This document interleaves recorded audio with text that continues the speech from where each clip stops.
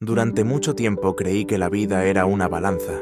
Si hacía el bien, recibiría el bien. Si me equivocaba, lo pagaría. Un sistema de causas y consecuencias perfectamente sincronizado.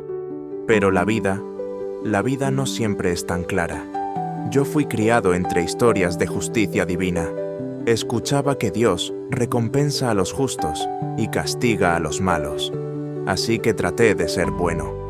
Traté de obedecer, de seguir las reglas. Pero, ¿qué ocurre cuando, a pesar de intentarlo todo, las cosas igual se derrumban? No fue de un día para otro. Fue un lento deslizamiento, como una grieta en una pared que apenas notas, pero que con el tiempo termina por partir la casa. Al principio eran pequeñas decisiones. Dejar de orar, dejar de pedir dirección, confiar más en mí que en Dios. No es para tanto, me decía. Puedo con esto. ¿Te ha pasado? ¿Has sentido esa falsa sensación de control? Pensar que puedes manejar las consecuencias, que puedes ir un poco más allá del límite sin pagar el precio, hasta que un día el precio llega. La primera vez que lo sentí fue cuando perdí mi empleo. Era la oportunidad de mi vida.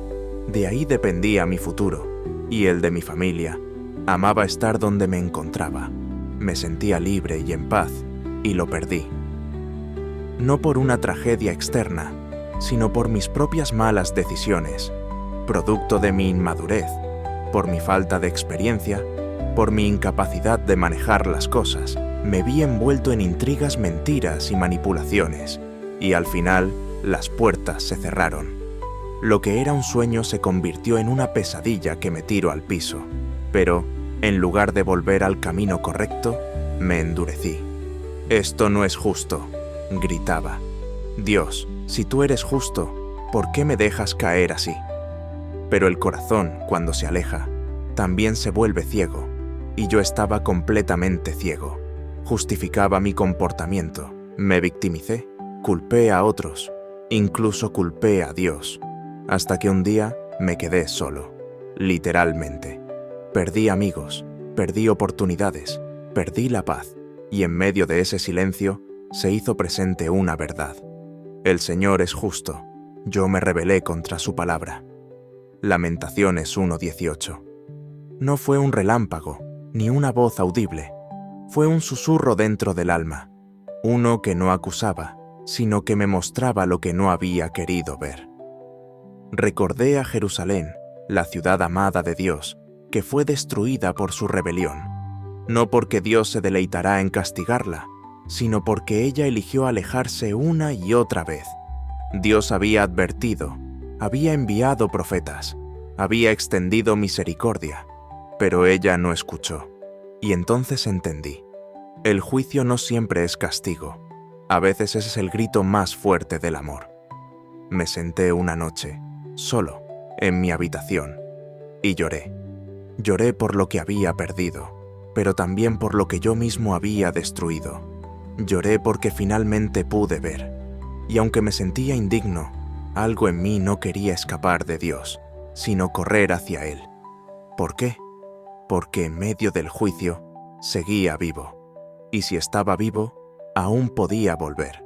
Si había dolor, era señal de que mi corazón todavía podía latir para Dios. Y fue entonces cuando descubrí lo más escandaloso de su carácter. Dios no se complace en el castigo. Nunca lo ha hecho. Él no es como nosotros. No castiga por venganza ni por superioridad. Él disciplina para sanar. Él permite el dolor, no para aplastarnos, sino para quebrar el orgullo que nos separa de Él. Como un padre que ve a su hijo tomando veneno y lo sacude para que reaccione. No por odio, sino por amor desesperado. Sí, hubo consecuencias. Sí, perdí cosas, pero no perdí su gracia. Poco a poco empecé a reconstruir. Mis pasos eran torpes, pero no caminaba solo. Donde antes había arrogancia, ahora había humildad. Donde antes había queja, ahora había gratitud. Cada mañana me repetía, no merezco esto, pero Él me lo da. Merecía el juicio, pero recibí misericordia. Merecía el silencio, pero recibí consuelo. Merecía rechazo, pero encontré los brazos abiertos del Padre. Y no soy el único. Hay muchos allá afuera preguntándose, ¿esto que me pasa es un castigo? ¿Es mi culpa? ¿Estoy pagando algo? Y a veces, sí. A veces el dolor es el eco de nuestras elecciones equivocadas. Pero incluso ahí, Dios no te abandona. A veces el sufrimiento llega sin explicación, como una tormenta repentina en un día claro. Y aún en eso, Dios sigue siendo justo, porque su justicia no es como la nuestra. Es una justicia que restaura, que levanta, que no se rinde. Tal vez tú también estés preguntándote si mereces lo que estás viviendo. Tal vez estés tentado a creer que Dios está en tu contra. Pero escúchame bien. Si aún puedes escuchar su voz, si aún puedes llorar su ausencia, es porque no estás perdido. Aún hay esperanza. El mayor acto de juicio fue la cruz. Y en esa cruz, el juicio cayó, pero también cayó la gracia.